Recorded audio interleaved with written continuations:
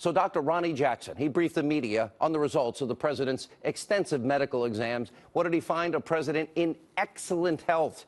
Dr. Jackson is also saying the president that he did so well in a cognitive test and he has normal, perfect neurological functions. No early onset on Alzheimer's or dementia. Now, of course, this did not fit the media and their preconceived fake news narrative that President Trump is crazy, suffering from dementia, early onset, and is mentally unfit to serve, which means in their twisted minds, he needs to be thrown out of office. For 49 long minutes, the media breathlessly, hysterically asking the president's doctor about his mental fitness. They couldn't believe the answers they were getting. He asked for the cognitive test. It's one of the best tests out there, and he passed it perfectly, 30 out of 30. This is something they have been obsessing over. You're going to enjoy this. Watch. Can you assess the president's mental fitness for office? The president appeared to slur his words while giving an address.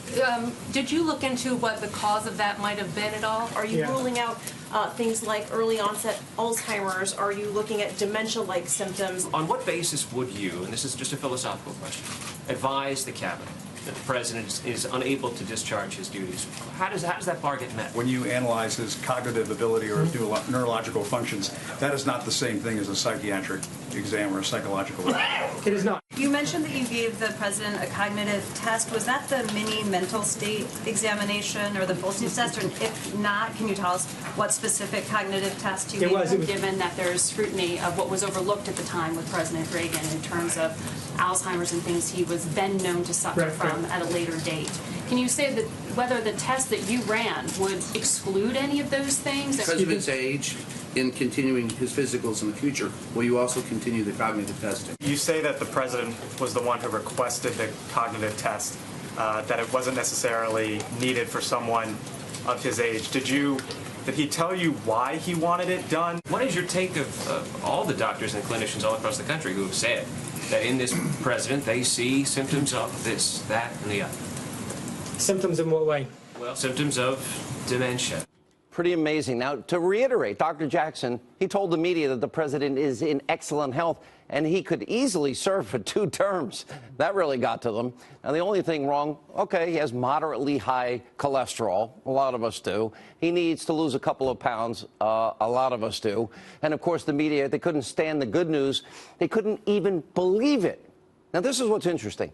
They have so convinced themselves in their little bubble that they have. You know, it's like an echo chamber that only they listen to. Endless hours of speculation that the president was unfit for office. So the press conference just continued to go off the rails like I have never seen before. Never before has a doctor been this transparent with the media asking Dr. Jackson about things like the president's Twitter use, his television watching habits, how many scoops of ice cream he has for dessert. Take a look at what supposedly is investigative journalism in this country in action. Take a look. Do you keep a tally of how much golf the U.S. president plays? Some of the president's friends have told reporters in the past that they think he's a germaphobe, that he washes his hands obsessively and is concerned about that. Have you seen any indication of that type of behavior?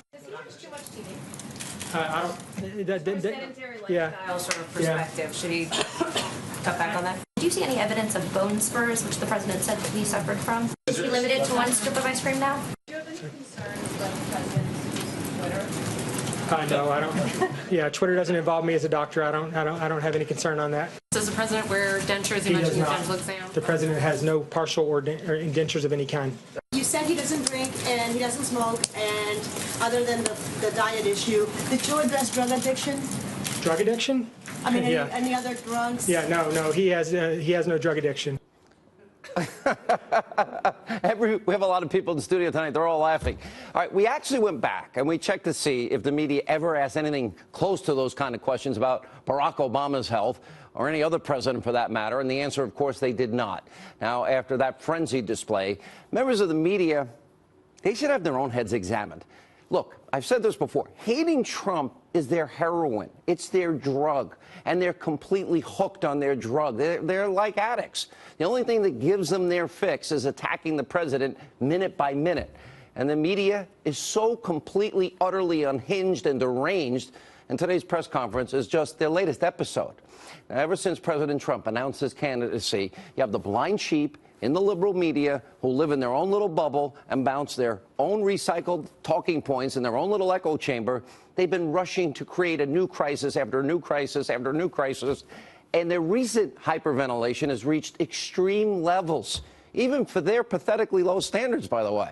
It's one crisis, one panic, one total meltdown after another where they repeat the exact same words, meaning NBC, ABC, CBS, New York Times, Washington Post. They use the same commentary until something better can be blown out of proportion comes along. And for the last couple of weeks, let's see, the media's schizophrenia has been on full display. It's gone from a year of saying President Trump colluded with Russians, there's no evidence, to President Trump is going to start a nuclear war. They're not mad that it was, in fact, Bill Clinton that gave North Korea billions and promised it's going to be a good deal for American people. To the media being BFFs with Steve Bannon, you know, they were friends for at least 3 days because he made comments that they liked for once, and then giddiness over Bannon's comments in Michael Wolff's phony book. Now, this is the narrative that now it's Trump's crazy. We should invoke the 25th Amendment. We'll use that to throw him out of office. Russia didn't work.